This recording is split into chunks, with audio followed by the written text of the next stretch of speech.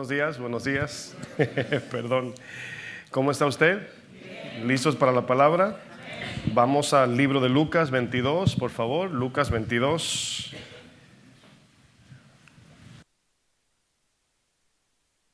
Temperatura, ya usted sabe que anda uno con dos canales. Estéreo y mono, ¿verdad? Qué bueno. Vamos a compartir un tema en este día, un tema que el Señor ha puesto en mi corazón y sin duda, pues sé que Dios nos quiere hablar de este tema porque la alabanza se acercó mucho a lo que vamos a estar hablando hoy. Así que, como siempre les digo, los de la alabanza, pues no nos ponemos de acuerdo de lo que se va a cantar en la alabanza y lo que se va a predicar, y muchas veces es confirmación. Así que vamos a cerrar nuestros ojos antes de entrar de lleno a la palabra. Vamos a pedirle a Dios ahí en su secreto de su corazón. Pídale con deseo, con hambre de Dios, que le hable a su corazón, que le dé, por eso Dios nos da su Espíritu Santo, para que en cada uno de nosotros confirme la palabra, afirme esa verdad en nosotros, para que no sea palabra de hombre, sino de Dios. Oramos. Bendito Dios, te damos gloria y gracias, Señor.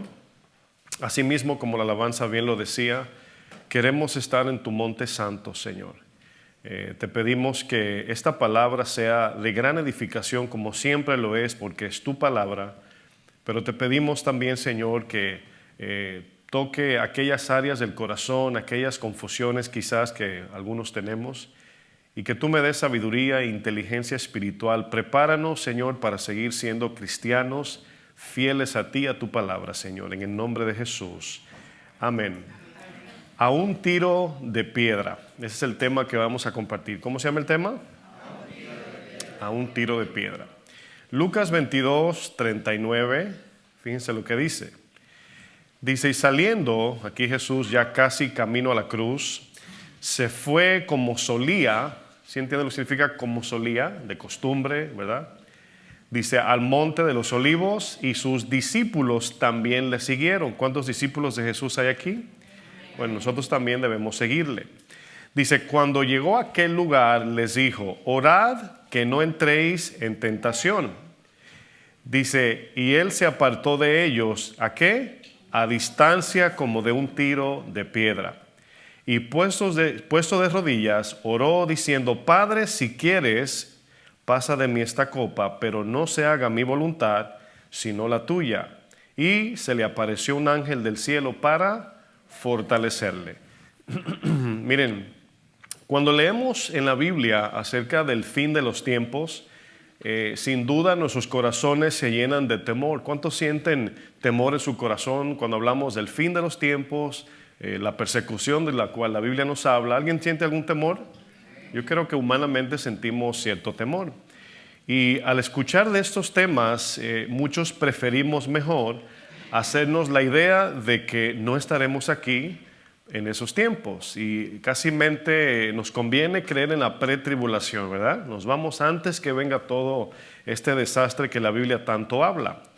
Miren, Jesús fue el que nos advirtió de que todo esto, todo lo que va a acontecer en el fin, Él dijo, es necesario que todo esto acontezca y entonces, o sea, después vendrá el fin. En la rama de la teología hay algo que se conoce como escatología. A ver si usted lo puede pronunciar. Escatología. Son palabras grandes, son domingueras, decimos en mi país. Pero ¿qué es la escatología? Bueno, la escatología es el estudio bíblico acerca de los eventos que acontecerán en el fin de los tiempos. Así de sencillo. Es decir, la escatología nos habla de todas las cosas que van a acontecer antes de la segunda venida del Señor. Eso es escatología.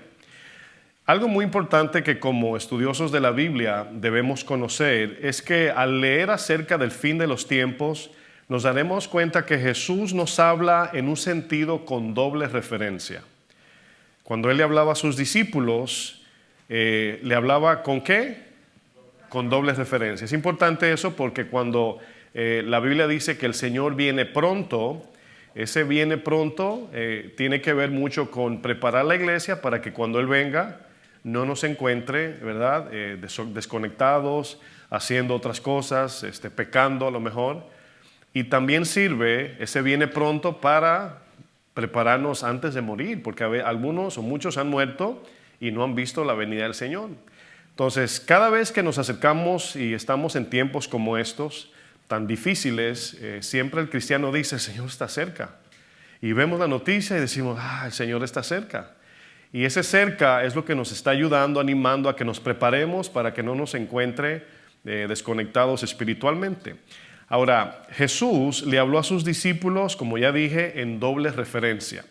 Les habló a ellos acerca del fin de los tiempos, el fin del mundo, pero a la misma vez los preparó para la persecución que en sus tiempos ellos iban a enfrentar. Eso significa doble referencia. Les hablaba del fin de los tiempos y les hablaba de la persecución que ellos iban a enfrentar en el tiempo de los discípulos. Ahora, he aquí, mis hermanos, lo importante de siempre predicar acerca de la venida del Señor. Porque ya sea que venga en 100 o 1000 años, nosotros debemos estar listos sí o sí. ¿Están de acuerdo? Porque si no viene el Señor, ¿qué viene? La muerte. Podemos morir. Entonces es importante estar listos. Los discípulos le hacen la pregunta curiosa a Jesús de cuáles serían las señales del fin de los tiempos. Y yo pienso que es una pregunta importante, ¿verdad? No es una pregunta que lleva morbo, no es una pregunta solamente como el gato, ¿verdad? Por curiosidad. Es una pregunta para saber qué esperar, cómo distinguir, cómo señalar que ya el tiempo se está acercando. Anteriormente los discípulos habían entrado en Jerusalén con Jesús y visitaron lo que es la ciudad de Jerusalén, que es como el lugar así donde todos aspiraban a llegar y conocer. Y ellos vieron lo inmenso y majestuoso del templo. Imagínense como en nuestros países que hay campos, ¿verdad? Donde gente que nunca ha salido de sus campitos, ¿verdad? Lo más lejos que han ido es al patio de su casa, a lo mejor. Y sus casitas son pequeñas, su trabajo es de agricultura. Y de repente les toca ir por primera vez a la capital de su país. Y usted bien sabe que cuando entran a un lugar así, sin nunca haber visitado un lugar donde hay edificios, estructuras grandes, pues me imagino que la expresión es así de mirar hacia arriba y la boca abierta, ¿verdad? Más o menos. Imagínense a los discípulos así, más o menos. Los discípulos eran hombres de campo, la mayoría eran simples pescadores y nunca habían visto este tipo de edificios, esta arquitectura de esta magnitud. Para los discípulos, el ver edificios tan grandes como lo era el templo en Jerusalén, reedificado por Herodes, era como cuando nosotros vinimos a este país por primera vez y nos llevaron al Bajo Manhattan. ¿Cuándo se acuerdan de ese primer día?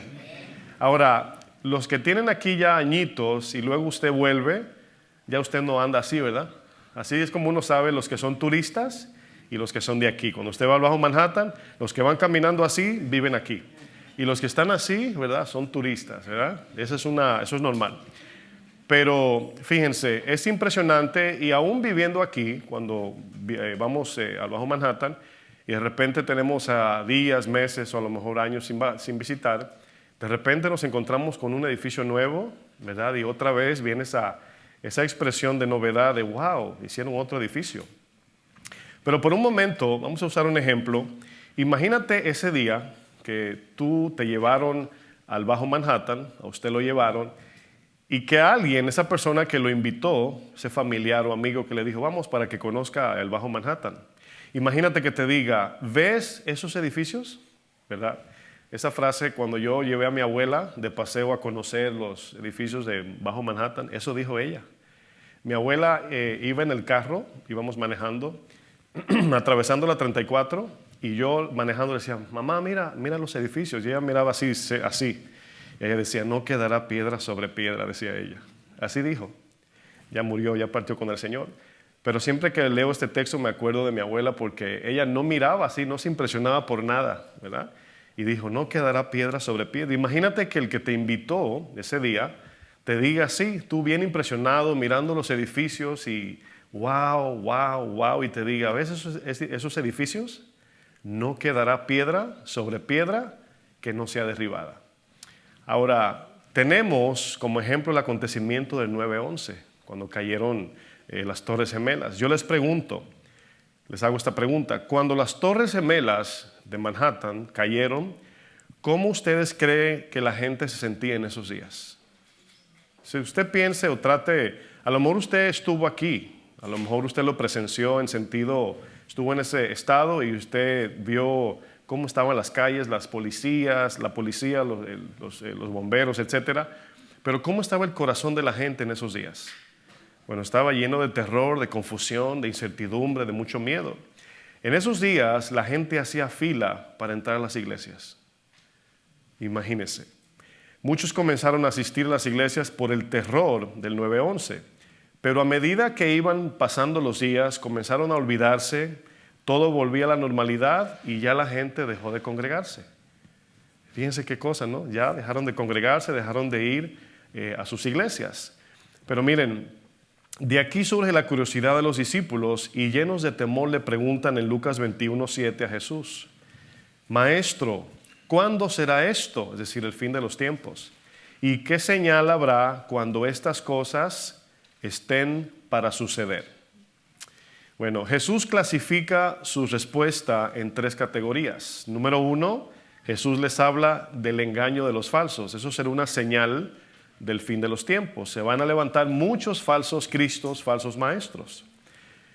Número 2, Jesús le habla de los acontecimientos mundiales. Vamos a ver cosas a nivel mundial.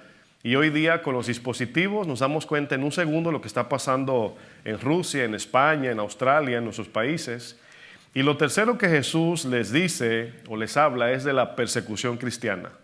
El engaño de los falsos, acontecimientos mundiales, persecución cristiana. Lo primero que Jesús le dice a sus discípulos es: tengan discernimiento espiritual, que nada en este mundo los aleje de mi palabra, que por nada en el mundo se dejen engañar.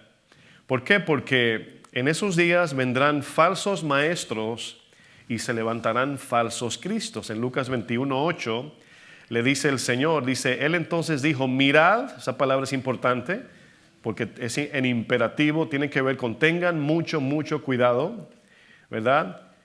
Es como cuando, no sé cómo es hoy, pero siempre hablo en contexto de mis tiempos. Cuando por primera vez a una de las primas o mi hermana, por primera vez le tocaba hacer un mandado, duraban como 20 minutos dándole instrucciones. No mire para los lados, si te saluda un hombre no mires, si te piropean esto, ¿verdad? Vete, compra y vuelve con la cabecita para abajo, ¿verdad? No sé si usted se acuerda de esos tiempos, ¿no? Pero en mi casa, cuando mi abuela le daba permiso a mi hermana, nos criaron nuestros abuelos, mi hermana le decía: quiero ir a la biblioteca a estudiar, ¿verdad? Así era antes. Y mi abuela decía: está bien, y más atrás me decía: ve, cállate atrás, le decía. Ve a vigilarla. Y yo me juntaba con mi hermana, le decía: veas lo que tú quieras, yo me voy con mis amigos, cuando termines me avisa y volvemos a la casa. Ese era el trato. Qué pena, ¿verdad? Pero miren, Jesús aquí les dice: mirad que nadie los engañe, o sea, no sean engañados, porque vendrán muchos en mi nombre, diciendo: yo soy el Cristo. ¿Se dan cuenta lo importante de conocer al Señor de manera personal? Dice: y el tiempo está cerca, mas no vayáis en pos de ellos, no le crean, porque son falsos cristos. Y cuando oigáis de guerras y de sediciones, es decir, de rebelión mundial, dice: no os alarméis. ¿Por qué? Porque es necesario que estas cosas acontezcan primero, pero el fin no será inmediatamente. Jesús le dice a sus discípulos que cuando se acerquen los días finales, se levantarán falsos maestros y falsos cristos. El apóstol Pablo le dice a Timoteo que por causa de falsos maestros, algunos apostatarán de la fe cristiana, escuchando a espíritus engañadores y doctrinas de demonios. Eso le dijo Pablo a Timoteo. Pero luego Jesús en el versículo 10 le habla de los acontecimientos mundiales antes del fin. Lucas 21:10 dice: entonces les dijo: se levantará nación contra nación, es decir, guerra, reino contra reino, y habrá grandes terremotos y en diferentes lugares hambres y pestilencia o enfermedades, y habrá terror y grandes señales del cielo.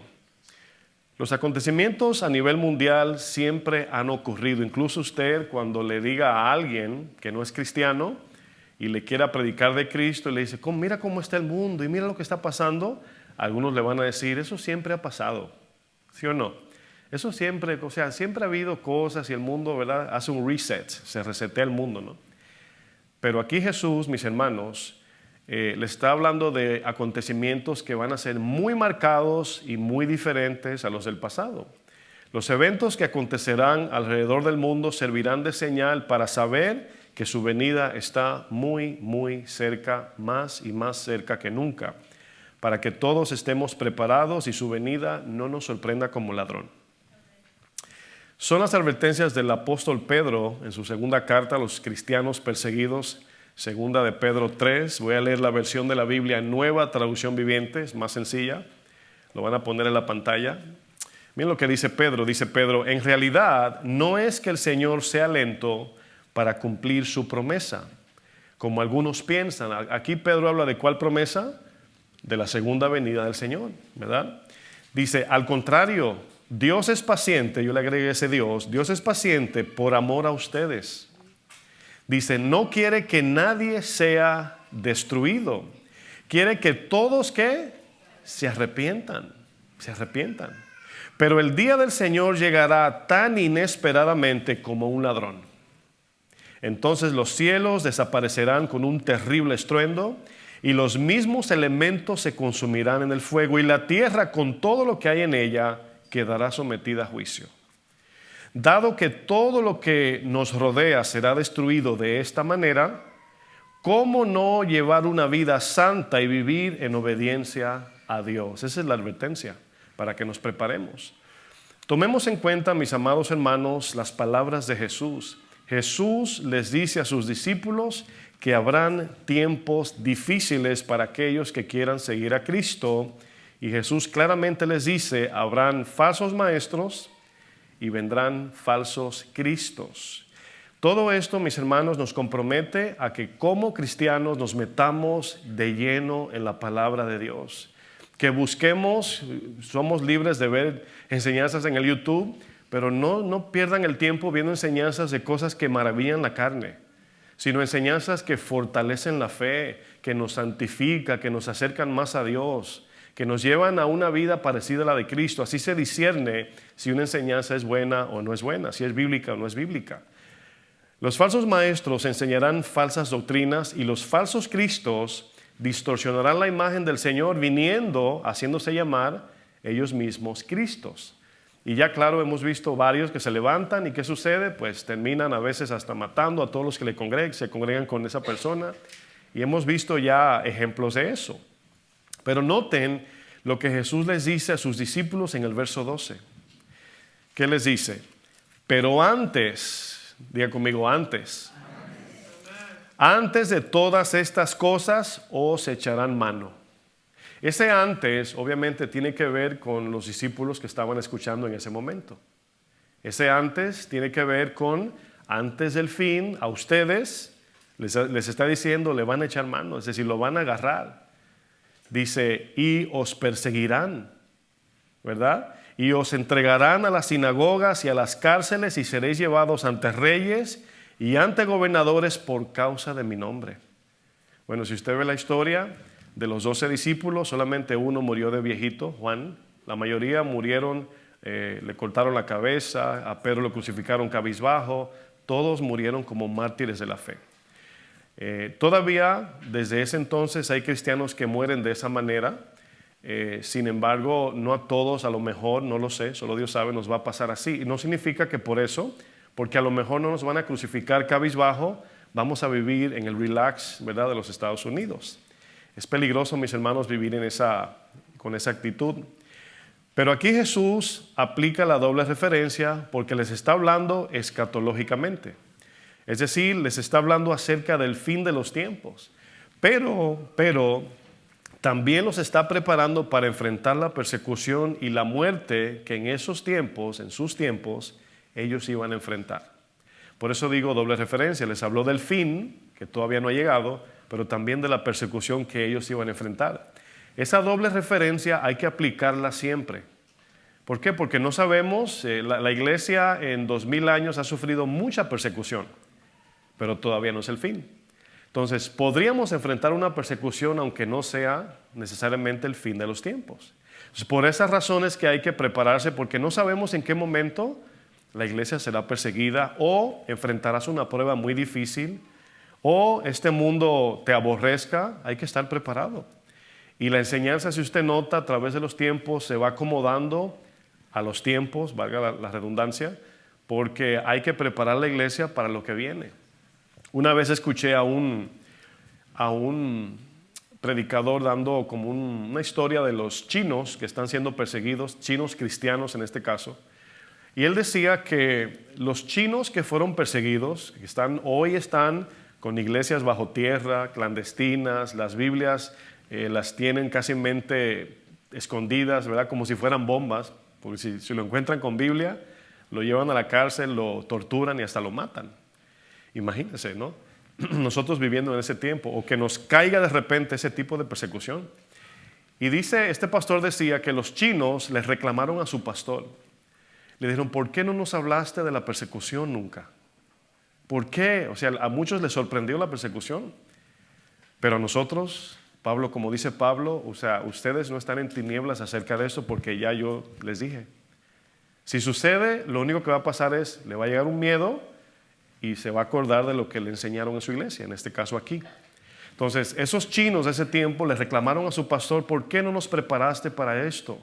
¿Por qué nos decías que nos vamos con Dios y no vamos a pasar nada y pretribulación y todo era, no vamos a sufrir nada? Eso es para el mundo, decía. ¿Cómo? Si es el mundo que nos persigue. El mundo va a sufrir el juicio de Dios, no la persecución. La persecución es del mundo a la iglesia. Es el mundo que persigue a la iglesia. ¿Sí entienden esa palabra que dice la Biblia? El día del Señor no es su venida. El día del Señor es el juicio que Él va a traer a la tierra. Pero antes del día del Señor, Él se va a llevar a su iglesia. No estamos para ira, sino para salvación. ¿Sí entienden la diferencia? Pero miren, Jesús les dice después en el versículo 13. Aquí es para que nos ubiquemos y qué hacer si en dado caso enfrentamos estos días. Dice el verso 13, y esto, ¿qué es esto? La persecución. Lo que el mundo, ¿verdad?, hará contra la iglesia, perseguirla, aborrecerla, hasta matar a muchos, dice la palabra. Dice, y esto os será ocasión para dar ¿qué? Testimonio. Jesús les dice aquí, mis hermanos, la persecución de los cristianos será una gran oportunidad para testificar del Evangelio de Jesucristo. Lleve esa persecución al sentido personal de cada día. Pongamos esta persecución como las luchas que enfrentamos cada día. Tu trabajo, a lo mejor hay gente que sabe que tú eres cristiano y o te aborrece o te la ponen en China, como decimos nosotros. O sea, te la pone difícil. O en tu propia casa, las luchas. Todo eso es ocasión, oportunidad para nosotros reflejar la luz, precisamente. Jesús le dice, cuando los persigan, ese será el mejor momento ¿para qué? Para testificar de Cristo. Qué tremendo, ¿no? ¿Qué nos está diciendo Jesús aquí en sentido más sencillo? Que cuando el mundo nos aborrezca, cuando seamos maltratados y nos persigan por causa de Jesús, ese será el mejor púlpito para predicar el Evangelio.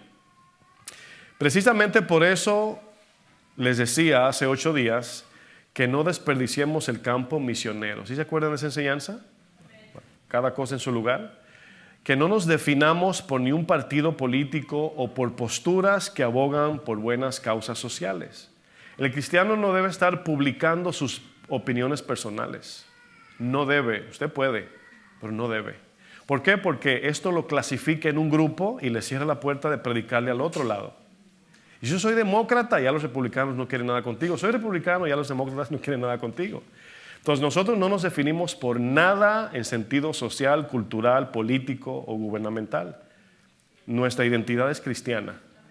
Entonces es un consejo sabio, pero usted tiene la libertad. Si usted quiere postear en el YouTube, yo estoy contra el aborto, y luego tiene 1000 gente ahí bombardeando. Está bien que estemos en contra de muchas cosas, pero son cosas que hay que mantenerlas en el corazón.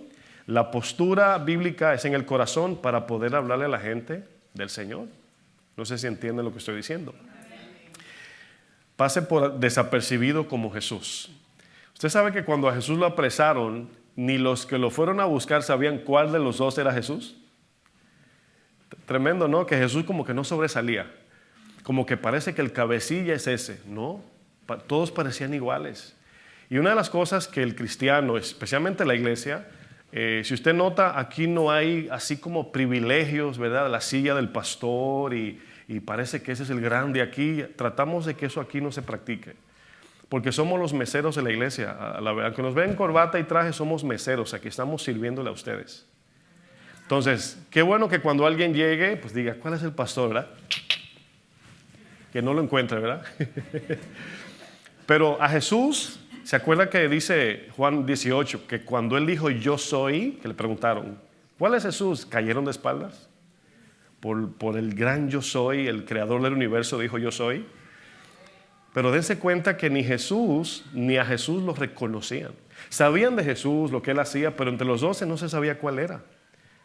Y eso es importante como principio que pasemos desapercibidos. No llega a los lugares, Dios te bendiga, Cristo te ama, y ya espantaste las palomas ya.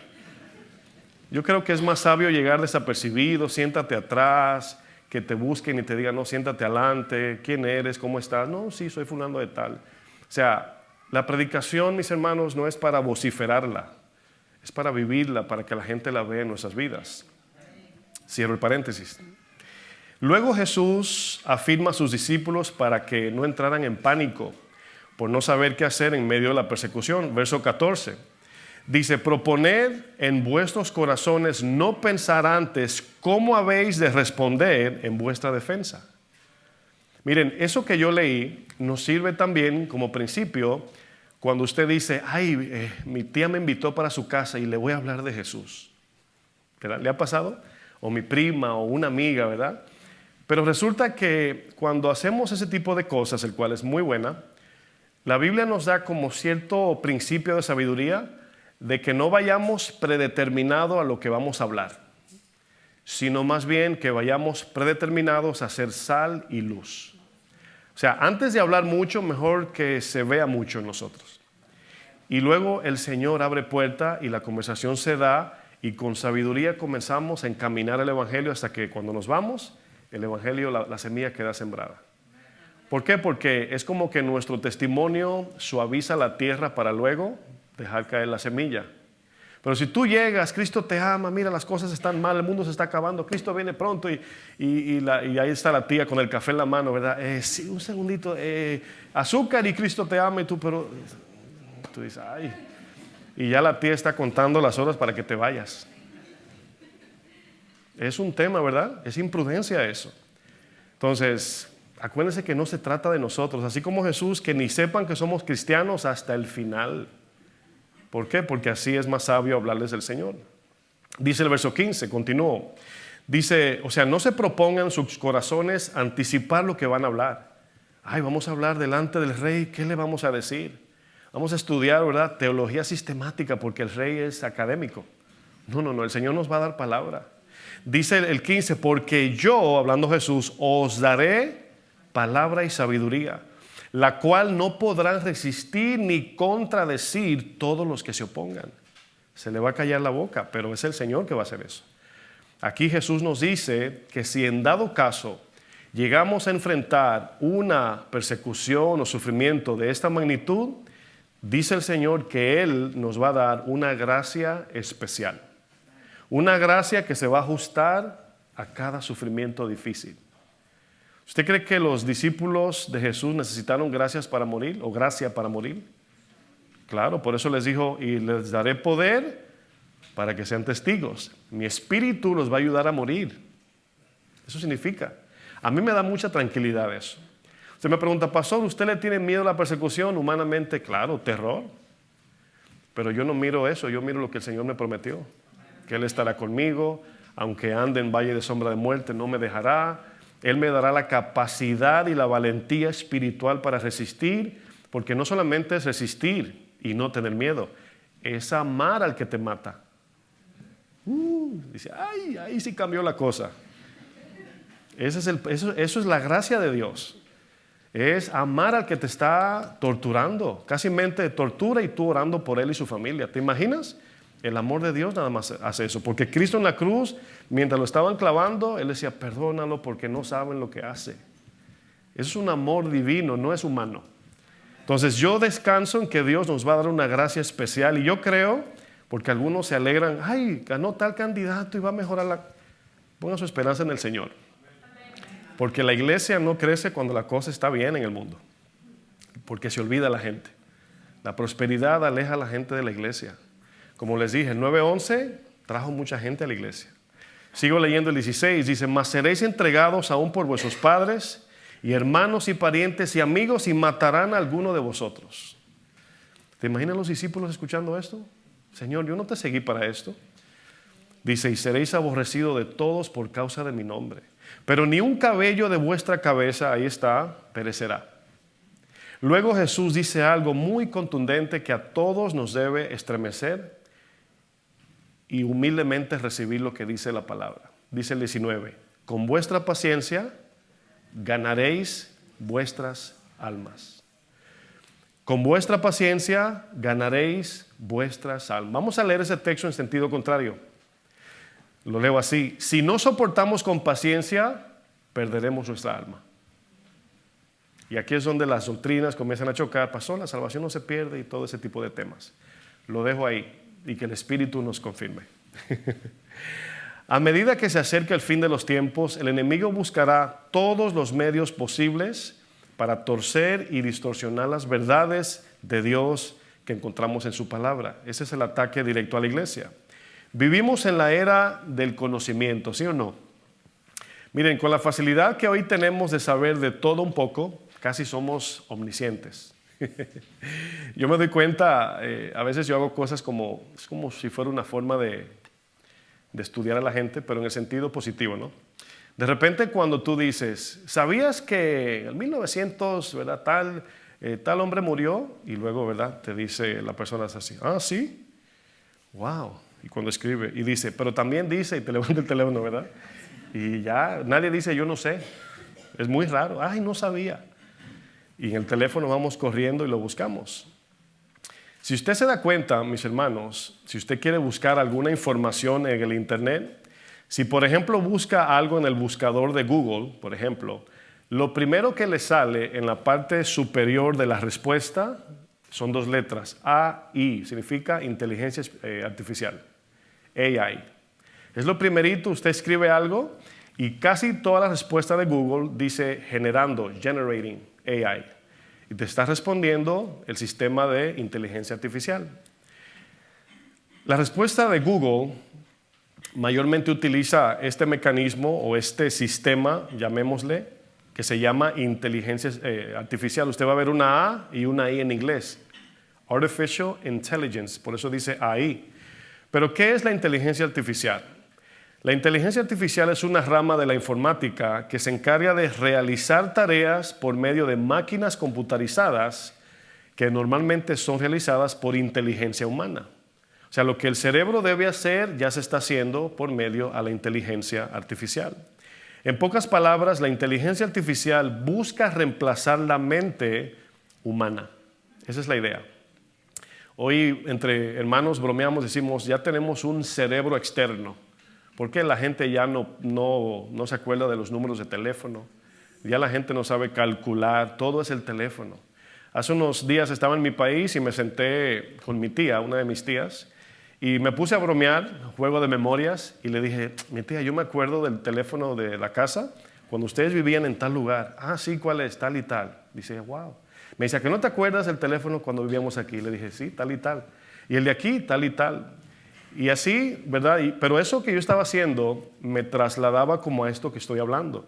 Decir, ay Señor, o sea, casi mente lo practico es. O sea, mi tema con ella era más como una práctica, un test, un examen. A ver si me acordaba. ¿Por qué? Porque si no le damos uso a nuestro cerebro con cosas prácticas y todo es el teléfono, es como si tuviéramos un cerebro externo. ¿Sí lo entienden? Las plataformas de buscador cibernético se inventaron para proveernos de todo tipo de información de manera rápida. Antes, para buscar alguna información, teníamos que ir a una biblioteca, ¿verdad? La palabra Biblia significa libro, por si acaso usted dice, mira, biblioteca, ¿verdad? significa Biblia, libro. Y teníamos que sentarnos por horas con enciclopedias de este grueso y diccionarios de 1000 páginas y luego los jóvenes de repente ya dejaban de buscar porque era mucho y llegaba a la clase, profesor, yo no encontré eso que usted nos puso de tarea. ¿Cómo que no? Si está en página tal y tal. Ay, era tedioso ir a la biblioteca, ¿verdad? ¿Cuántos odiaban ir a la biblioteca? Confiésense, ¿verdad? El buscador cibernético más conocido a nivel mundial es Google, ahora mismo, ¿verdad? Desde el 1998, Google ha evolucionado increíblemente. En solo 26 años, Google ha revolucionado de una manera impresionante, mis hermanos, y todo para que todos tengamos conocimiento. Esa es la idea. Pero ¿qué sucede? Que el sistema de recopilación de data, de información, lo que hace es que cuando tú escribes, tú buscas algo, de repente el sistema no lo tiene grabado, pero al tú buscarlo, ahí quedó grabado. No sé si usted sabía, pero nuestros ojos son como cámaras de fotografía, ¿sí sabía? Cada vez que tu cerebro ve algo que nunca ha visto, tus ojos le toman una foto y lo guarda. Pero si tus ojos ven algo que has visto, tu teléfono, ¿sí ve? Tu teléfono. Tu cerebro te lo recuerda, el teléfono te lo recuerda, ¿verdad? Pling, pling, me llegó el mensaje. O sea, tu cerebro, repito, cuando hay algo que nunca has visto, que es nuevo, tu cerebro le toma una foto. Pero si hay algo que ya has visto, tu cerebro te lo recuerda. ¿Sí entienden? Entonces, ¿cómo se acumula la información en la base de datos? Lo que la gente escribe. ¿Cómo se hace el sancocho, verdad, de habichuela dominicano, por ejemplo, ¿no? Usted no sabe lo que es eso es clandestino. Y ahí, de repente, quizás no se encontró la búsqueda. Ya no dice así. Ya te tira una lista de cosas, ¿verdad? ¿Por qué? Porque de ahí recopila información y va acumulando, acumulando. Y esa es la idea de lo que es un buscador. Pero miren, desde responder temas de gramática, matemática, química, física o eventos mundiales, diccionarios o enciclopedias completas, al conocimiento más profundo de la ciencia, la historia y las religiones, hasta llegar a lo que hoy conocemos como algoritmo o inteligencia artificial. 26 años ha pasado todo eso. Y cada vez que el tiempo pasa, los inventos de tecnología, el avance de lo que es la tecnología, se va haciendo más corto en el tiempo del invento. Antes había que durar no sé cuántos años inventando algo y moría el que lo inventó y luego el hijo era que lo publicaba y lo promocionaba y ni siquiera llegaba a ver su producto. Pero hoy en corto tiempo las cosas se están dando de una manera muy rápida. Miren, pero el punto aquí es que Google todavía no se queda en algoritmo o inteligencia artificial. Aún más importante o más impactante es la palabra, ya Google tiene su propio humanoide. ¿Sí saben lo que es un humanoide? Para los que no saben, un humanoide es un robot con rasgos muy, muy parecidos al ser humano. Google tiene ya un humanoide que se llama, ¿alguien sabe? Se llama Gemini, así se escribe. Y yo vi el video cuando lo estaban probando y hasta me asusté. Ya yo luego usted seguro al rato lo va a buscar. Ay, no sabía. Pero el que está entrevistando a este humanoide tenía gestos así. Le hacía una pregunta y le hacían, ¿y dónde queda tal país? Hacía, así, pero muy humano. O sea, sus reacciones eran muy de emoción. Y tú dices, tú no piensas en ese androide o humanoide, tú piensas en lo que viene. Dice, no, va a haber gente en la calle caminando y le va a decir, ¿eres robot? Como te dice la computadora, ¿eres un robot o un ser humano? Dale clic, ¿verdad?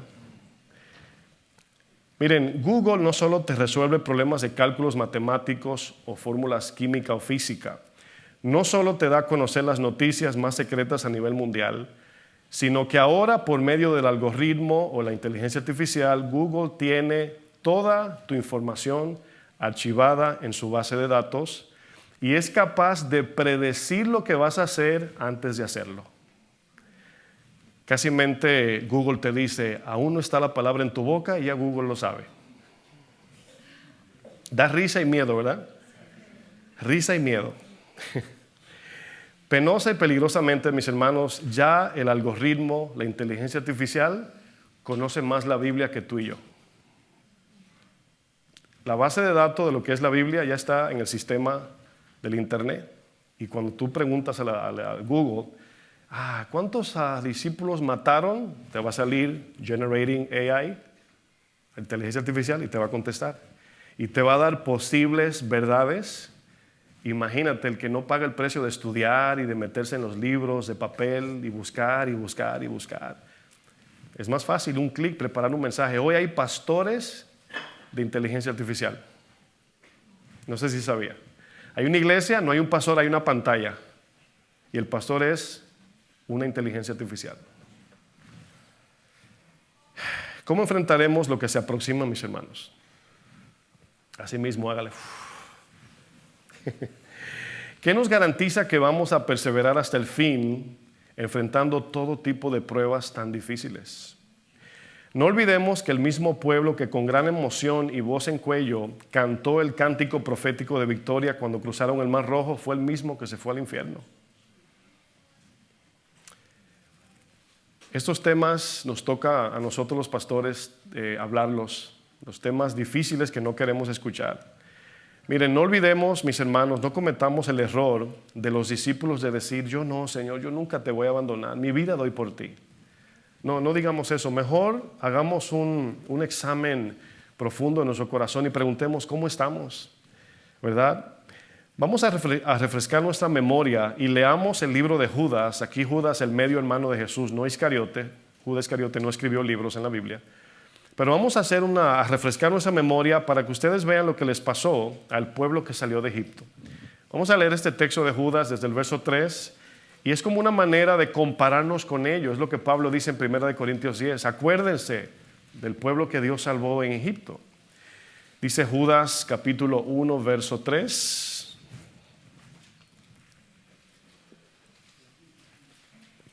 Dice, amados, ¿a quién le está hablando? Al pueblo cristiano. Dice, por la gran solicitud que tenía de escribiros acerca de nuestra común salvación, todos hemos creído en Jesús, me ha sido necesario escribiros exhortándoos que contendáis ardientemente por la fe que ha sido una vez dada a los santos. Es decir, contender aquí no es discutir, sino más bien luchar por guardar, defender el evangelio con nuestras vidas. Significa contender aquí. Dice el verso 4. Porque algunos hombres han entrado encubiertamente, noten, los que desde antes habían sido destinados para esta condenación, hombres impíos que convierten en libertinaje la gracia de nuestro Dios y niegan a Dios, el único soberano, y a nuestro Señor Jesucristo. Dice, mas quiero recordaros, esa palabra significa acuérdense, miren atrás, miren al pasado. Dice, ya que una vez lo habéis sabido, que el Señor habiendo salvado, la palabra salvar es la palabra griega sotero, es la misma que se utiliza para hablar de la salvación del cristiano. Si crees en Cristo por fe, eres salvo, esa palabra habiendo salvado es la misma. Dice, habiendo salvado al pueblo, sacándolo de Egipto, después destruyó a los que no creyeron. Siempre tengo que definir que la palabra o la frase a los que no creyeron no significa los que no creyeron en Dios, sino los que no perseveraron hasta el final en la fe. Hay una diferencia ahí. El texto así dice, los que no creyeron, pero aquí la falta de fe era para perseverancia. Sigo leyendo el 6. Dice, y a los ángeles que no guardaron su dignidad. Miren, posiblemente los ángeles aquí son de Génesis 6. Los que se mezclaron con las mujeres y supuestamente algunos teólogos dicen que de allí nacieron gigantes. ¿Se acuerdan cuando dice la Biblia, habían gigantes en aquellos días? Se cree que había una fusión genética entre ángeles y seres humanos, así se ve el texto.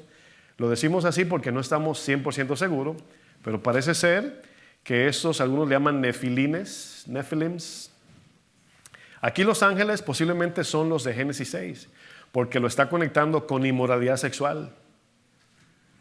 Quiero que noten lo que dice, y a los ángeles que no guardaron su dignidad, eran asexuales, sino que abandonaron su propia morada, dice, ¿los ha guardado dónde? O sea, ¿los demonios están guardados? No, los demonios están sueltos, son ángeles caídos también. Pero aquí dice, los ha guardado en oscuridad, en prisiones eternas para el juicio del gran día. Dice, como Sodoma y Gomorra, las ciudades vecinas, las cuales de la misma manera que aquellos. ¿Quiénes son aquellos? Los que salieron de Egipto y los ángeles que acabo de mencionar. ¿Están captando? Habiendo fornicado, ahí está la conexión, e ido en pos de vicios contra naturaleza, fueron puestas, por ejemplo, sufriendo el castigo del fuego eterno.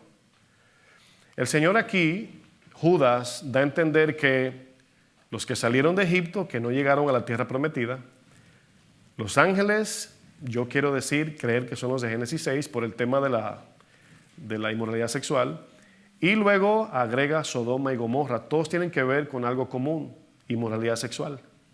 Por eso dice, hicieron cosas contra naturaleza, como Romanos 1. Entonces aquí nos está refrescando la memoria, la palabra, de que a los que el Señor salvó no llegaron. Y esto contradice muchas teologías de hoy. Muchas, porque algunos dicen, salvo siempre salvo. El cristiano no puede ir al infierno, no puede perder su salvación. Y la Biblia sí dice que el cristiano sí puede apostatar. Está a través de la Biblia, hermanos. Pero cada uno de nosotros debemos de tener el corazón y que Dios nos ayude. No ignoremos, mis hermanos, las maquinaciones de Satanás. Yo les quiero preguntar algo. ¿Dónde estaba Satanás cuando Jesús se retiró por 40 días en el desierto? Esos 40 días, ¿dónde estaba Satanás? ¿Se apareció el día 40 o estuvo como la serpiente 39 días esperando? Ahí estuvo, vigilando a Jesús, viendo que se iba debilitando y no le dijo nada, no le hizo nada hasta el día 40. Por eso el texto en Mateo 4 dice, cuando Jesús tuvo hambre, vino el tentador. ¿Ustedes creen que no es astuto? Hermanos, Satanás es más viejo que la edad de la tierra. La tierra tiene, según la Biblia, aproximadamente 6,000 años. ¿Cuántos años tiene usted? Dice uno, ¿Ustedes piensan que vamos a poder contra la inteligencia de Satanás sin Cristo? No, mis hermanos, no vamos a poder. ¿Cuáles fueron las herramientas que Jesús usó para vencer al maligno? Bueno, piense, vamos a dejarlo por un momento. Es importante enfatizar que cuando Jesús le dice a sus discípulos que nadie los engañe, es en referencia a los acontecimientos y señales del fin de los tiempos. Usted se va a dar cuenta que uno de los engaños que está muy prominente, muy, vamos a decir, constante y muy famoso entre teólogos, son los cambios de la escatología. El desacuerdo entre pastores en cuanto al fin de los tiempos. Ahora, lo bueno es que la Biblia nos enseña lo necesario y básico de manera sencilla. No hay discusión que Jesús viene una segunda vez a buscar su iglesia, dice la Biblia. No hay duda de que Cristo viene a traer juicio a las naciones, a los que no creen. Sin embargo, hay pastores, teólogos que se pelean y algunos dicen, no, ya Él vino. Y otros dicen, no, la iglesia se va antes, en el medio, después. Hay un lío con todos esos temas de pre, post, mid, tribulación. Pero el Señor nos advierte y nos dice a todos que nos preparemos, sea pre, post, mid, donde sea que llegue, hay que estar listo hoy. No mañana, no cuando se vea como que ya la nube donde viene el Señor está cerca. No, hermanos, todos los días hay que prepararse. Porque podemos enfrentar una persecución que quizás no sea la final, pero muy difícil que nos saque de combate.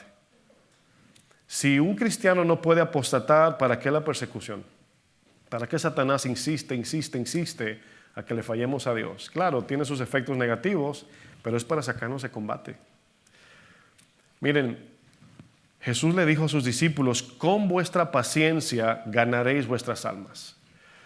Miren, la palabra paciencia en griego significa firmeza, constancia, perseverancia y resistencia.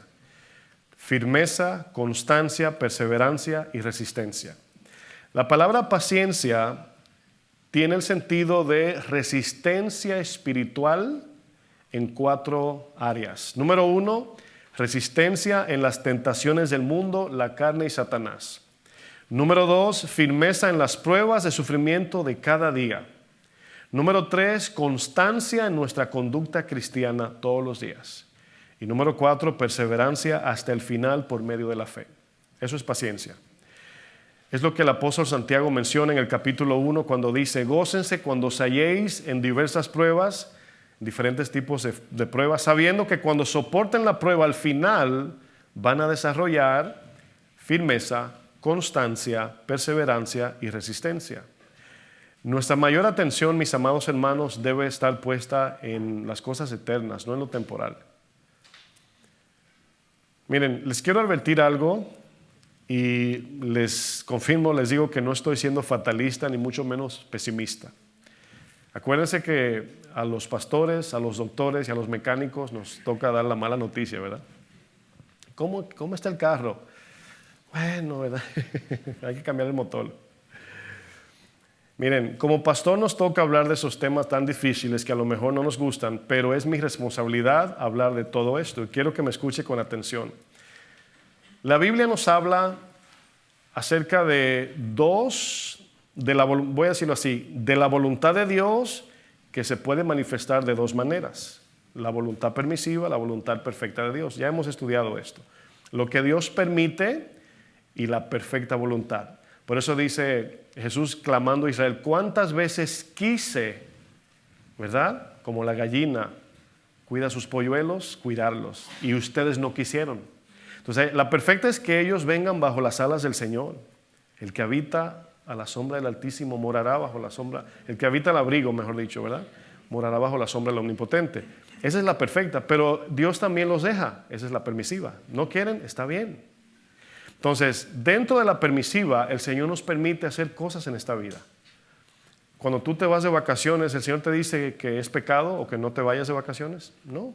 Cuando vas al mall, ¿verdad? El Espíritu te dice: es pecado comprar.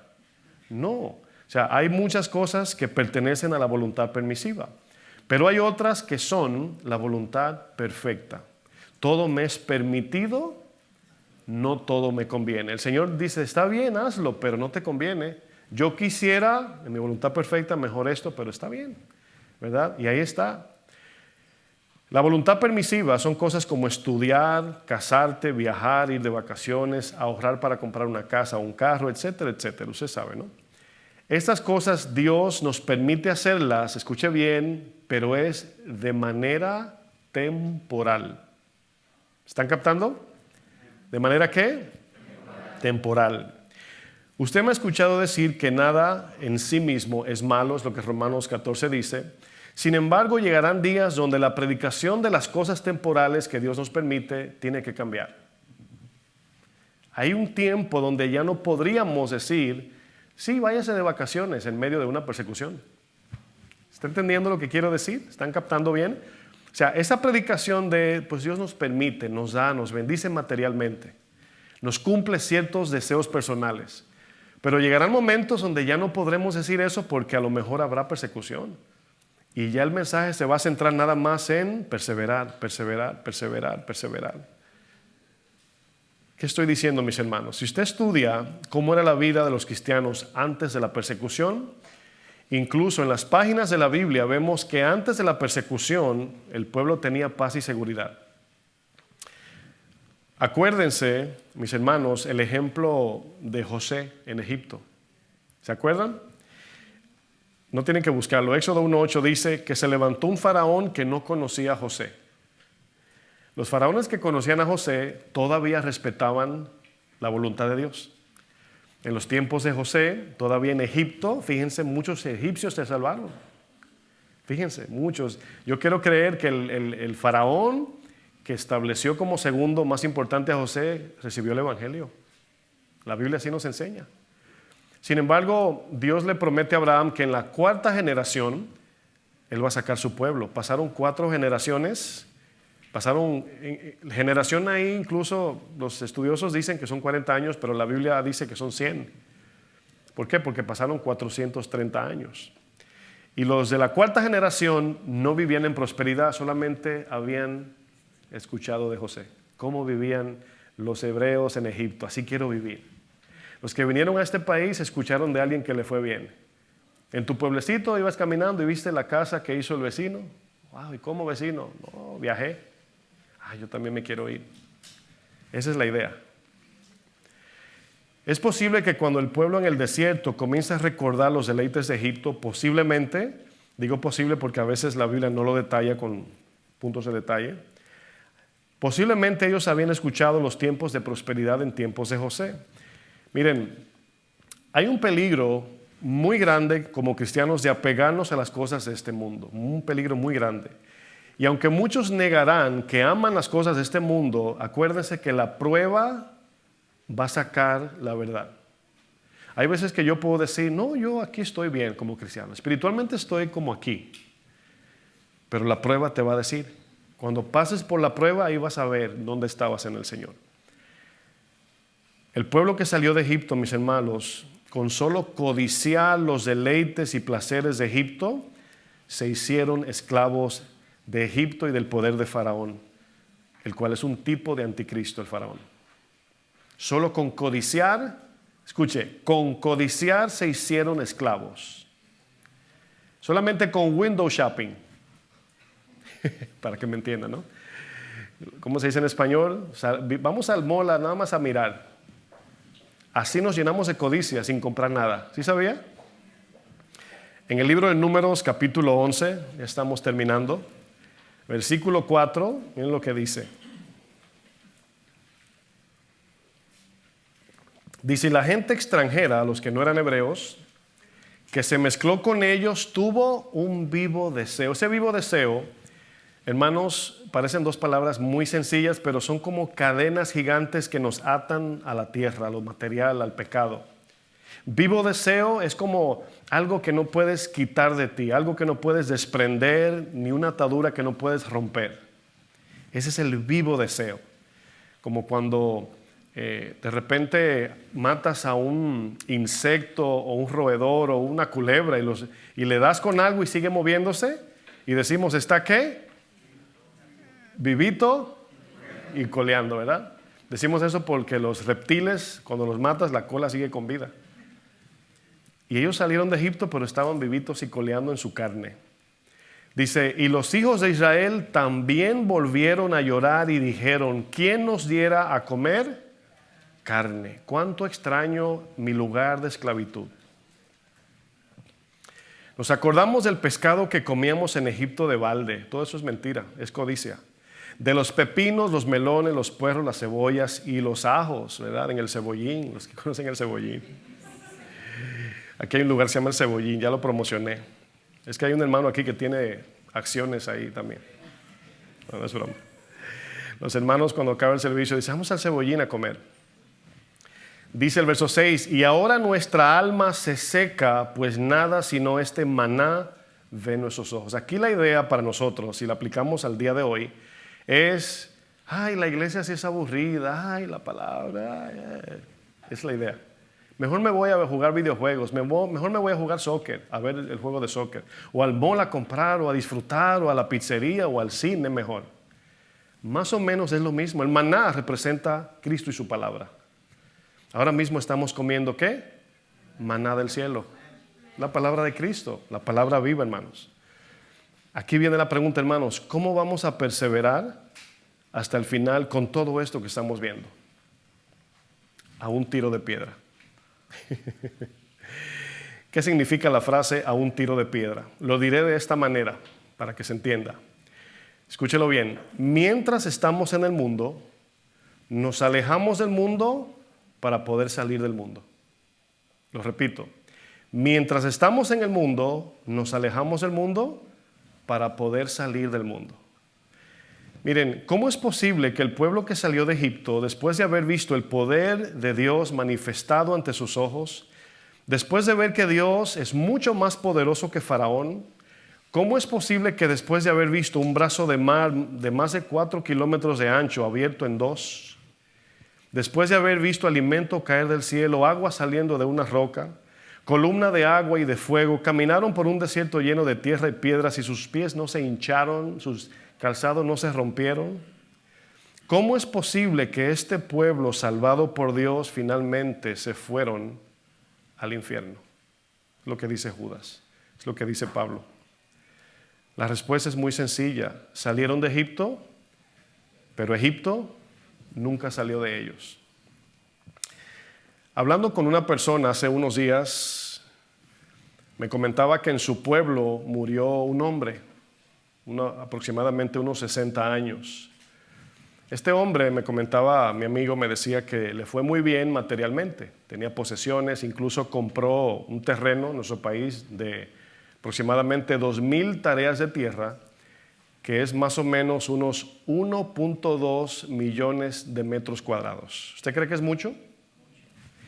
Bueno, tenía un buen terreno. 1.200.000 metros cuadrados, suena como a más, ¿verdad? Este hombre de repente le dio un dolor en el pecho y luego un infarto fulminante. Murió. Cuando lo estaban enterrando, la caja mide como unos 2 metros, no cabía la caja. Y tuvieron que romperla y la abollaron por los lados para meterla en la tierra. ¡Qué ironía! ¿Cuánto dejó atrás este hombre en terreno? 1,000,000, mejor dicho, 257,000 para ser exacto, metros cuadrados, y cuando murió no cabía en un espacio de 2 metros. Esa es la ironía de la vida, ¿verdad? Eso es impresionante. A mí me impactó escuchar eso. El mundo tiene un efecto espiritual de muerte que muchos no disciernen. Pablo nos dice en Efesios 2 que hay 3 enemigos que debemos de vencer cada día, mis hermanos. El primero es la voluntad de nuestra carne. El ego, el orgullo, el yo, hágase mi voluntad. Hay que vencerlo cada día. Luego está la corriente del mundo, hermanos. La influencia de este mundo, entre las cosas que Dios permite y las que no, se enredan muchas cosas que nos arrastran. Y si no hay discernimiento espiritual, si no oramos, si no nos vamos a un tiro de piedra, no podemos distinguir. Y lo tercero es el espíritu que opera en la potestad del aire. El espíritu que opera aquí es Satanás, influenciando, sembrando pensamientos, dice la palabra. ¿Cómo vamos a vencer a estos 3 enemigos? A un tiro de piedra. Cuando Daniel junto a Sadrach, Mesach y Abednego fueron llevados cautivos a Babilonia, el pueblo de Dios, antes de que fueran esclavizados, estaban en paz y prosperidad. Estaban bien. Algunos creen que 20,000 hebreos fueron llevados cautivos a Babilonia. Yo les pregunto, de esos 20,000 hebreos, ¿a cuántos menciona la Biblia? A 4, Daniel, Sadrach, Mesach y Abednego. No estoy diciendo que nada más ellos fueron salvos, porque luego vemos que Nabucodonosor se salvó. La historia así termina. Pero la Biblia de 20,000 hebreos mencionó a 4. Y la Biblia, cuando hace comparación en números, cuando dice, vamos a suponer, ¿no?, en los tiempos de Noé habían 20,000, por así decirlo, y solo 8 se salvaron. Y por eso dice el Señor, son muchos los llamados y son pocos los que se salvan. Mis hermanos, estos 4 hombres pudieron resistir el poder de Nabucodonosor de Babilonia a un tiro de piedra. Cuando los israelitas llegaron a Babilonia como esclavos, el rey de inmediato los sometió a un adoctrinamiento estricto. ¿Qué hizo? Nabucodonosor hizo 3 cosas. Les cambió el nombre, les cambió el alimento y les cambió el idioma. ¿Se acuerdan?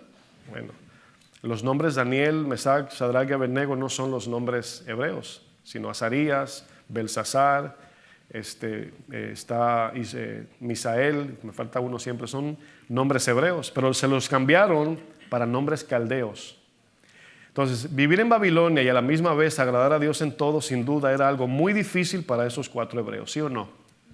Sin embargo, la Biblia nos dice que ellos se mantuvieron a un tiro de piedra de Babilonia. Estoy llevándolos al contexto final. Aprendieron el lenguaje caldeo, pero sin olvidar la palabra de Dios. Vivían en Babilonia, pero espiritualmente fuera de Babilonia. Prefirieron comer legumbres antes de comer el manjar del palacio del rey. Y ellos hicieron cosas, quiero que noten, que en sí no eran pecado. Aprender inglés no es pecado en este país. Comer comida americana no es pecado. Aprender de la cultura americana no es pecado, ¿verdad? Pero nos olvidamos de los nuestros. Ay, ya no habla español. Todo es, ¿verdad? Los abuelos, ¿verdad?, decían así. Mamá, ¿a dónde la llevaron cuando fue a Estados Unidos? Me llevaron a Macachúa. Macachúa, y me decía mi tío, a Massachusetts. Se nos olvidan de dónde somos, ¿verdad? Y llegamos a nuestros países y la gente nos mira y dice, míralo, ese muchacho cuando era chiquito yo, ¿verdad? Y mira ahora porque vive allá, ni español habla. Ahora, nada de eso es pecado, pero hay un peligro en el sentido espiritual, en este caso de ellos, de abandonar las verdades de Dios, de abrazar una cultura, mis hermanos, que nos ahoga y nos olvidamos de Dios. Vivimos en un mundo lleno de ocupaciones, distracciones y entretenimiento. Este mundo, mis hermanos, tiene un solo propósito y es hacernos esclavos de los placeres temporales. ¿Qué usted cree que quieren los dueños de las megas empresas? ¿Que usted compre menos? Bueno, si ellos quieren que tú compres más y más, significa que quieren que tú te ocupes más y más y que trabajes más y más. Y a lo mejor el dueño de la empresa Walmart, vamos a suponer, no es anticristiano, pero sus deseos son hacerse rico. Entonces, no todo es así como con la intención de matarte, pero Satanás lo usa como instrumento para destrucción. El mundo quiere cambiar nuestra identidad en Cristo, quiere que olvidemos la palabra de Dios y que nos adaptemos a la cultura mundana que aborrece a Dios y su palabra. ¿Cómo podremos vencer en un mundo como este, mis hermanos? ¿Cómo Daniel, Sadrach, Mesach y Abednego pudieron vencer para pasar la prueba más grande de sus vidas y no postrarse a la imagen que Nabucodonosor erigió, que es una representación de lo que va a pasar con el tiempo de la marca de la bestia? ¿Cómo fue que ellos vencieron? Es lo que nos deja la tarea a nosotros para imitar eso. Ellos pudieron vencer porque hicieron precisamente lo que Jesús hizo antes de ir a la cruz. Jesús, antes de enfrentar la prueba más grande de su vida, que era la cruz, mis hermanos, ¿qué hizo? Se alejó a un tiro de piedra. Todos los días debemos alejarnos, mis hermanos, a un tiro de piedra. La frase "a un tiro de piedra" es una expresión metafórica que sencillamente significa alejarnos de todas las distracciones de este mundo para estar a solas con Dios, en su monte santo. La Biblia usa otro ejemplo que a lo mejor nos identificamos porque algunos dicen, ay pastor, no hay piedra aquí, ¿verdad? Bueno, uno más que nos identificamos, Mateo 6:6 dice, mas tú cuando ores, entra ¿dónde? En tu aposento. Y cerrada la puerta, ora a tu Padre que está en secreto, y tu Padre que ve en lo secreto te recompensará en público. Lo que tú, en la manera que tú vivas en el secreto del Señor, la gente lo va a ver en buen testimonio en lo público de tu vida. Es por eso que les decía, no hablemos que somos buenos cristianos, que yo y yo. No hagan eso, deja que el testimonio hable solo. Pero ese testimonio va a salir dependiendo de cuánto tiempo estés pasando con el Señor en secreto. ¿A qué distancia te estás alejando, verdad? ¿Cuándo fue la última vez, mis amados, queridos hermanos, que sacamos tiempo para estar a solas con Dios? ¿Cuándo fue la última vez que nos sentamos a solas, alejados de todo y de todos, sin un dispositivo en las manos? Ya casi hay que decir así, pero temo que como la serpiente engañó a Eva, casi mente hay que decir así. Los que se ríen tienen la aplicación, ¿verdad? Casi mente, ¿no? Cuando yo fui a mi país, todo el mundo temo. Y yo, ya creo que me van a cancelar por la palabra, ¿no? Pero, casi mente, ¿verdad? Pero temo que como la serpiente engañó a Eva, vuestros sentidos sean extraviados por los dispositivos. Yo quiero que seamos sinceros y no díganme nada más, cada uno de nosotros. Nunca oraremos lo suficiente. Nunca será suficiente pasar X tiempo con Dios. Siempre se necesita más. Pero el otro lado de la moneda es que por el tema de los dispositivos que tienen nuestra mente tan amarrada a la pantalla, se nos complica concentrarnos sin hacer nada. Cuando yo estudiaba, mis hermanos, permítame terminar con esto, buscaba 1000 cosas, uno tiene que estudiar un 500% para enseñar un 100 nada más. Y me encontré, por ejemplo, con frases así, la enfermedad de no dejar de hacer nada, o sea, the disease of doing nothing, of not doing nothing, mejor dicho, o sea, la enfermedad de no hacer nada. Estamos viviendo en tiempos donde ya no encontramos espacio en blanco entre un punto y el otro. Así como sentarnos a tomarte un café mirando a lo mejor a la ventana o hablar con tu familia sin que el teléfono y la televisión y todo esté en el medio. Es muy difícil ya. Imagínate orar. Hay algo en tu corazón como una tambora así. Ya. 2 minutos, ya. Así se oye. Entonces, ¿cómo vamos a vencer si no podemos sacar tiempo a solas? Miren, la Biblia, esto que les voy a decir es muy importante y les va a servir para muchísimo, espero en Dios. La Biblia nos da una regla para medir si en verdad pasaremos la prueba de persecución o no. ¿Sí sabía usted que la Biblia nos dice cuál es esa regla? Bueno, esa regla sencillamente es nuestro tiempo a solas con Dios. Si no hemos podido vencer la lucha de sacar tiempo de calidad para orar, buscar a Dios con todo el corazón, mucho menos soportaremos las pruebas. Porque yo te pregunto, ¿de dónde sacas las fuerzas? O sea, si no te detienes, a menos que seas un cristiano solar, que con el sol te cargas, ¿verdad? Está bueno un tema, ¿verdad? Cristianos solares. En Getsemaní Jesús les reprochó a sus discípulos por no orar. A causa de esto, ¿cuáles fueron las consecuencias de los discípulos? Apostataron, dice la Biblia. La palabra que aparece, abandonaron, se fueron, se escandalizaron, es la palabra apostatar. Claro, no apostataron para perdición, se arrepintieron, volvieron al Señor. Era una prueba para dejarnos a nosotros claramente escrito que si no confiamos, eso nos va a pasar. Por eso le dijo a Pedro, Satanás te va a dar una que vas a apostatar.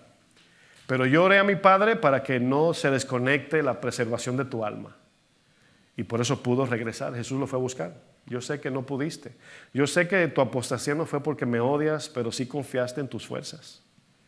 La palabra griega allí es apostasía. Nada más que hay diferentes intenciones por qué la gente se aleja. Hay gente que luego se aleja de Dios porque vivió su vida confiando en sí mismo. Quizás no odiaban a Dios o amaban al mundo, pero pensaban que ellos podían solos. Y de repente, ¡puf!, como dice el pastor Chuizuelo. Apartarnos con Dios, hermanos, nos ayuda a apagar los ruidos de este mundo que no nos dejan pensar bien. Apartarnos a un tiro de piedra o a nuestro aposento privado es donde tenemos comunión con Dios, es donde nos fortalecemos para resistir la tentación y soportar las pruebas. Esa es la parada para echar gasolina cristiana, la oración. ¿Y cuánto tiempo necesitas para llenar tu tanque? Pues hasta que se llene. Por eso decía que Pedro, lleno del Espíritu Santo, predicó, se salvaron 5,000. Llenarnos del Espíritu también significa orar, llenarnos de su palabra, pasar tiempo con Dios, contemplar la hermosura de su santidad, mirar lo grande que Él es, para que, como dice Juan, para que menguemos y Él sea engrandecido.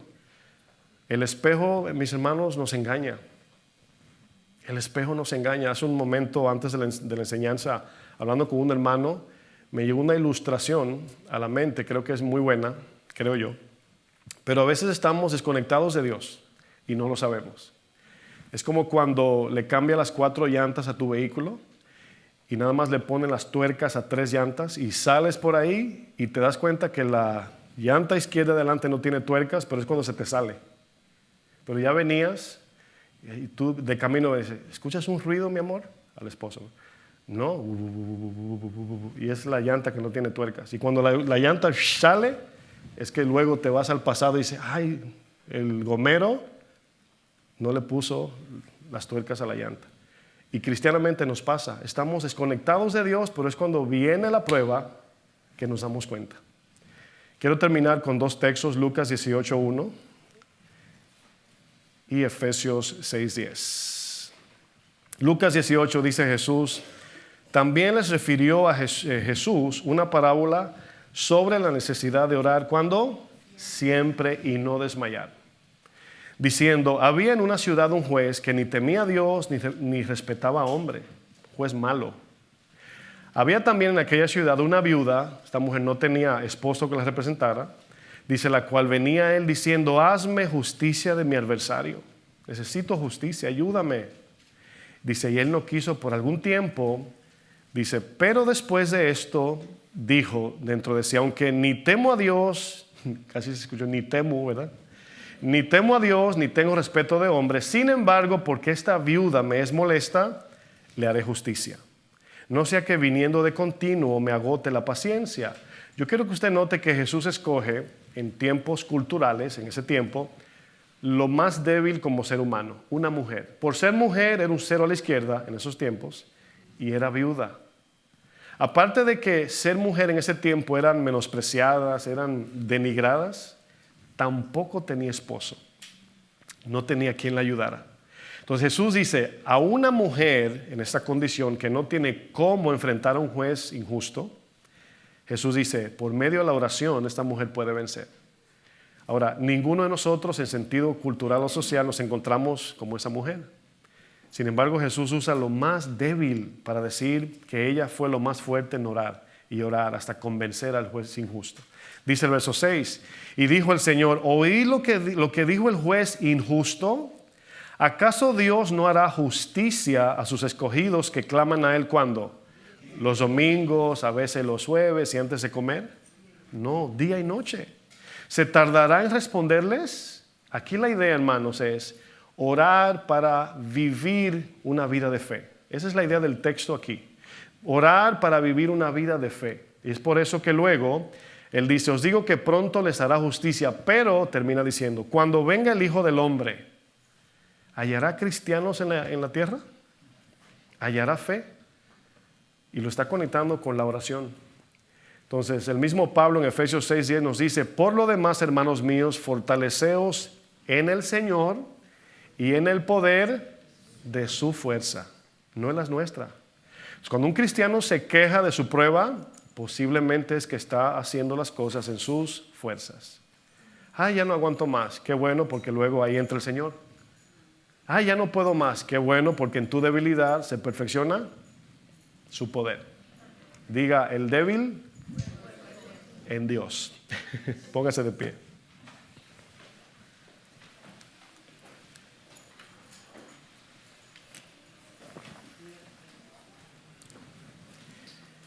Mis hermanos, cuando pensamos en estos días que la Biblia nos dice que se aproximan y vienen, en algún momento no sabemos, pero estamos viendo señas de que la cosa no está por ponerse mejor. Siempre es importante mirar a los que vencieron y usarlos de ejemplo. Y así como vimos a Daniel, Sadrach, Mesach y Abednego, estuvieron en Babilonia, en un país completamente pagano, inmoral. Imagínense estos hombres en el palacio del rey, en un país pagano, donde las mujeres andaban allí por todos lados mal vestidas, la comida, la bebida, la parranda, día y noche. ¿Cómo esos 4 hombres pudieron sobrevivir? A un tiro de piedra. Jesús, antes de ir a la cruz, siendo Dios, pudo haber dicho, esa cruz es pan comido, yo soy Dios. Imagínense, no dijo eso. Le dijo, no, tengo que orar, tengo que clamar porque estaba en forma humana. Él dice en Filipenses 2 que se humilló a ser un hombre débil, que le dolía cuando lo golpeaban, cuando lo ofendían le dolía, cuando se cortaba le dolía, era débil en la humanidad. Dice, la débil condición adoptó Jesús.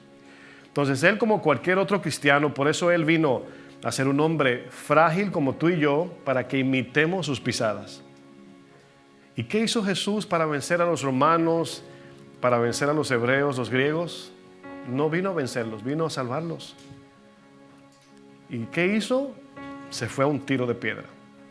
Y se va una vez y ora y viene y encuentra a sus discípulos dormidos. Y les dice, así no van a poder prosperar. Así no van, mejor dicho, así no van a poder perseverar. Y vuelve y se va y vuelve otra vez. ¿Todavía están dormidos? No van a sufrir lo que necesitan. Acuérdense que con sus paciencias salvarán vuestras almas. Y vuelve y se va y regresa y dice, ya la hora ha llegado. Ya no hay tiempo para orar. Y eso nos deja una enseñanza, que llegará un momento donde ya, como las vírgenes insensatas, no habrá tiempo. Y la puerta se cerró. Entonces, en ese momento llegó la persecución, apresaron a Jesús y de los 13, solamente Jesús quedó fiel. ¿Por qué? Porque fue el único que se fue a un tiro de piedra. Ese es el ejemplo que nos queda a nosotros. Orar, mis hermanos. Yo oro para orar. ¿Sí sabe lo que significa eso? Oigan, oro para orar. Señor, ayúdame a permanecer aquí. Porque sí, yo los entiendo. Hay algo dentro como que te está, un torbellino que te quiere, como que te están jalando. Ya está bueno, 2 minutos es mucho, vámonos. La vida se acaba. El afán, etcétera.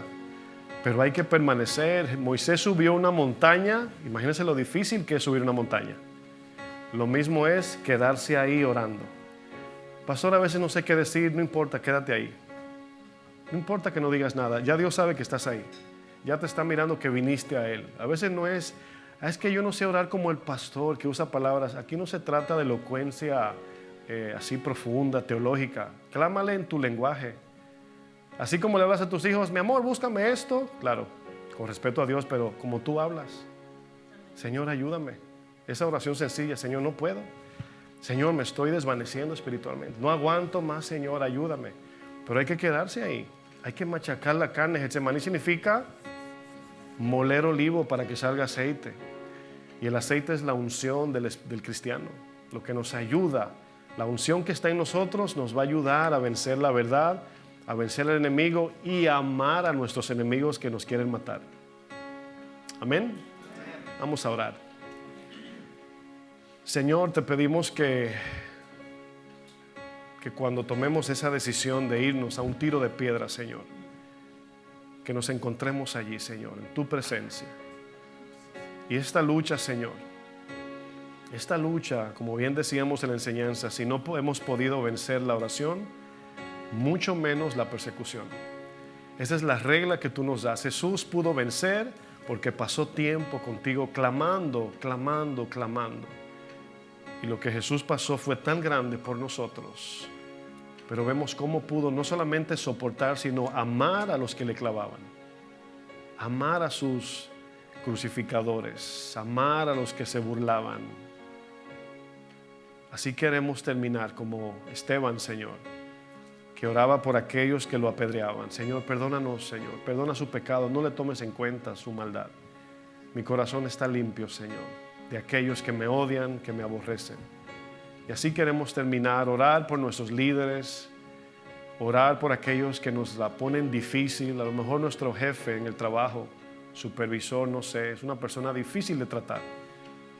Pero Dios nos da, en ese tiempo de cuando te vayas a un tiro de piedra, Él te capacita para enfrentar esos momentos tan difíciles.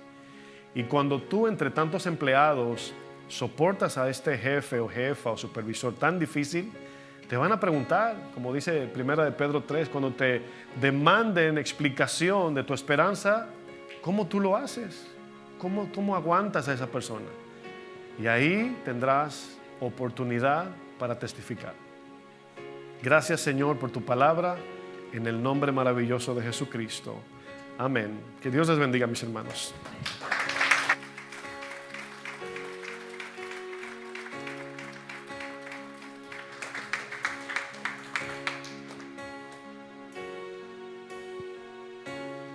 Sí, Señor, en tu presencia, Señor, queremos permanecer cada día, Señor. Tu voz desde los cielos me llama, conoces mi nombre y cada parte de mí, aunque en ocasiones no distingo tu voz, siempre me llamas con cuerdas de amor. Tu voz desde los cielos me llama, conoces mi nombre y cada parte de mí, aunque en ocasiones no distingo tu voz, siempre me llamas con cuerdas de amor. No soy digno, me humillo ante ti.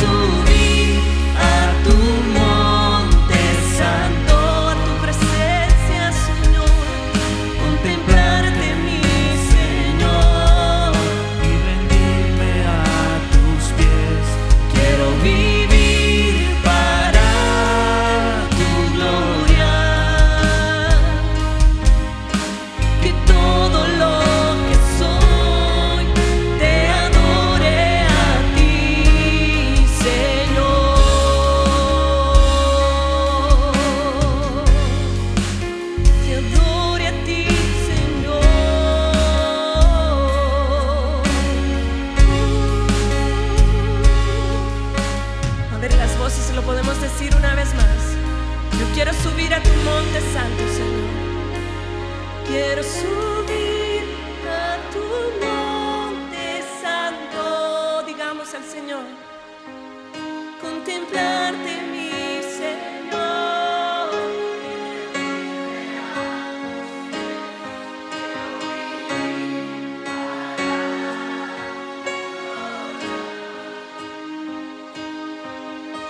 Que todo lo que soy te adore a ti. Yo quiero subir a tu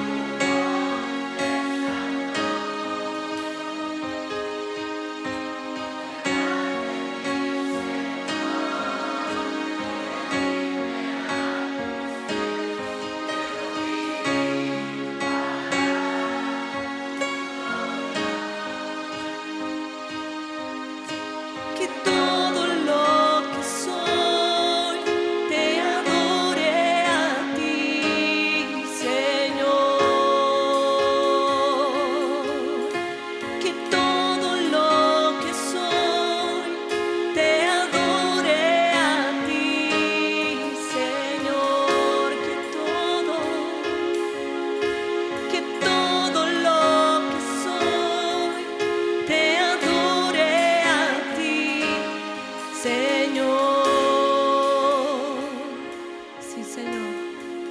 Y allí, Señor, es donde estaremos seguros y donde sabemos, Señor, que venceremos, Señor. Los tiempos que vienen, Señor, son difíciles. Los tiempos que vivimos son difíciles, Señor. Pero tu palabra, Señor, siempre está. Siempre nos habla, Señor, a nuestro corazón. Y hoy queremos, Dios, obedecer. Queremos, Señor, afirmarnos en ti, buscarte más y más en oración, Señor, en comunión íntima contigo. Y cada día, Señor, subir a ese monte santo, Señor. Gracias, Señor Jesús, por tu palabra y por estos tiempos maravillosos que nos permites aquí en tu casa, Señor. Gracias te damos. En el nombre de Jesús. Amén. Que el Señor nos bendiga, mis hermanos, y que pasemos bonito domingo.